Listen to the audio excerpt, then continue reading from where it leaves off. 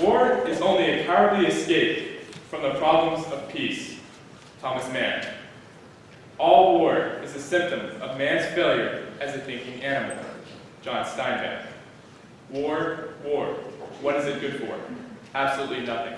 Edward Starr and Bruce Springsteen. These men, as well as many others, view the practice of war as an absolute evil with no real justification and never as a sound course of action.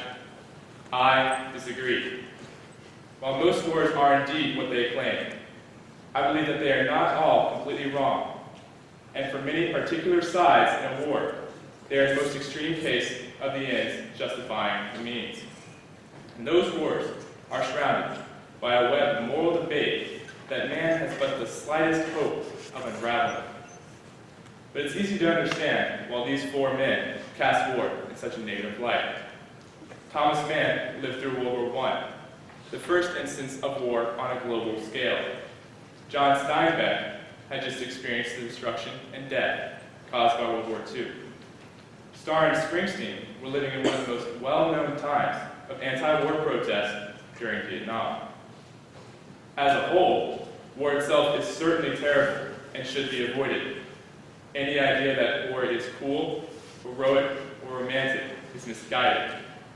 Men have often gone to war in search of glory for themselves and for their country, but there is absolutely no glory in taking the life of another human, no matter who they are or what they represent. Over the centuries, war has claimed millions upon millions of young lives, disfigured just as many, and brought destruction wherever it touches. For instance, pictured on the left of this slide is some of the aftermath following the Dresden fire bombings, which claimed the lives of over 25,000 German men, women, and children. One especially sorrowful result of war is the psychological damage it causes to many soldiers. I mean, just imagine, however graphic it may seem, seeing your buddy's Humvee just disappear after an IED explosion in Afghanistan, or seeing the effects of American flamethrowers on Japanese soldiers. In fact, historian Richard Gabriel said, quote, "In every war in which American soldiers fought, the chances of becoming a psychiatric casualty, of being debilitated for some period of time by the consequences of the stresses of military life were greater than the chances of being killed by enemy fire," end quote. In addition to this, recent wars have featured such horrors as chemical, biological, and nuclear warfare, the last having the potential to end human civilization. When these horrors are viewed separate from the context of the politics and the situation in which they are used, of course, they simply embody evil. I mean, only in war could you find yourself staring down the muzzle of a gun, ready to kill another young man whom you have no personal enmity towards. That man may have a wife, children, or friends whom they love, but you are taking him away from them because that is the reality of war. However, one must not view any particular war through the lens of just its human effects, but from every possible angle, including the different sides. Take World War II, for example. Hitler had 6 million Jews exterminated. A passage from the book Night by Holocaust survivor Elie Wiesel will stay with me forever. Quote, "Never shall I forget that smoke. Never shall I forget the little faces of the children I taught, turned into wreaths of smoke beneath the silent blue sky." End quote. No matter how you look at that, Hitler's actions were unjustified and pure evil. On the other side, America, land of the free, home of the brave, country that I love, dropped 2 atomic bombs on the Japanese cities of Hiroshima and Nagasaki.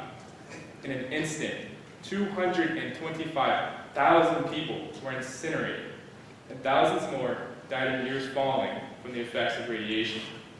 The blasts are still felt today, with large increases in birth defects and cancer in the descendants of the survivors. But, unlike Hitler's Holocaust, I believe that President Truman's decision to drop the bombs was the correct one. As horrible as that sounds, and as conflicted as I first felt about it, the truth is the bombs saved more lives than they ended. One of the bombs, Little Boy, was dropped on Hiroshima by Disbelieving the Enola Gay. I took that picture when I had the awe-inspiring experience to see the bomber in person and fully relate to its role in history.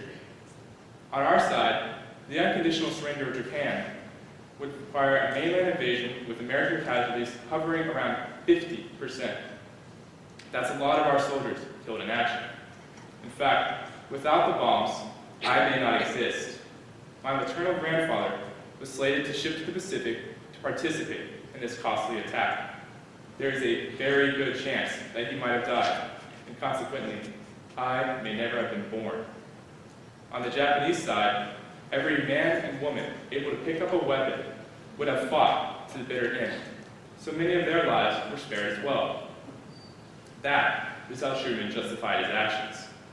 Now most, if not almost all, of wars do not have such a distinct interpretation of right and wrong. Also, every side claims they are the good guys, and the bad guys are on the other side. For example, you will never hear Kim Jong-un tell his people that North Korea represents the bad guys, and that they are going to go beat up the good guys, America. This duplicity just complicates the web by adding lies and propaganda. As Aeschylus stated, in war, truth is the first casualty. To make things even worse, a great many of the soldiers who go to war do so to protect their loved ones and to defend that which they hold dear. And while I certainly understand that reason to fight and that I feel it as well, consider a young German soldier in 1940 who wants to protect his family. How can he know that Hitler had been exterminating Jews and that Americans were not, in fact, evil? He was fed lies since the day he was born, and there was no possible way for him to know otherwise. That is what makes the concept of justification so nebulous. There is no clear-cut set of rules, no universal truth, no precise set of moral guidelines applicable to all of warfare. Each individual must take into account every single opinion and carefully consider the conflict before taking up arms.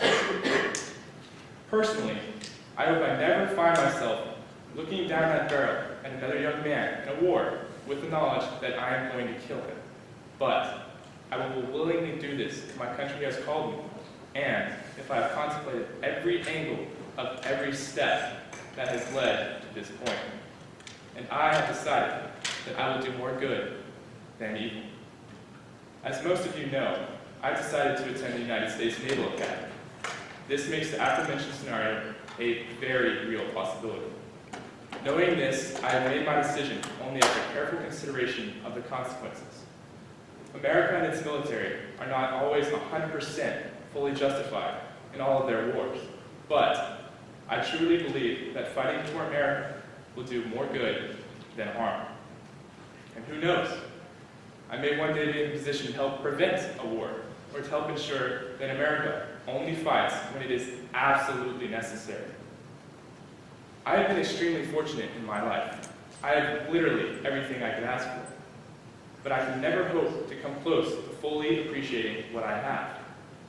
One of the biggest reasons I can enjoy my life is the sacrifice of the men and women who have gone before, fighting to ensure that others can live peaceful and happy lives.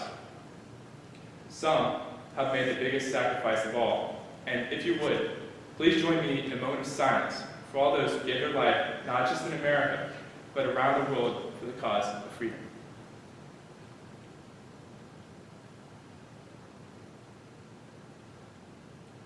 Now, I want a chance to pay back my debt to these men and women and help others receive the same blessings I have.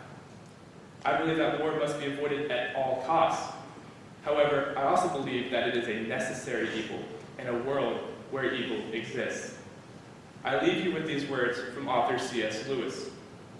We may kill if necessary, but we must not hate and enjoy hating. We may punish if necessary, but we must not enjoy it. Even while we kill and punish, we must try to feel about the enemy as we feel about ourselves, to wish that they were not so bad, to hope that they may, in this world or another, be cured.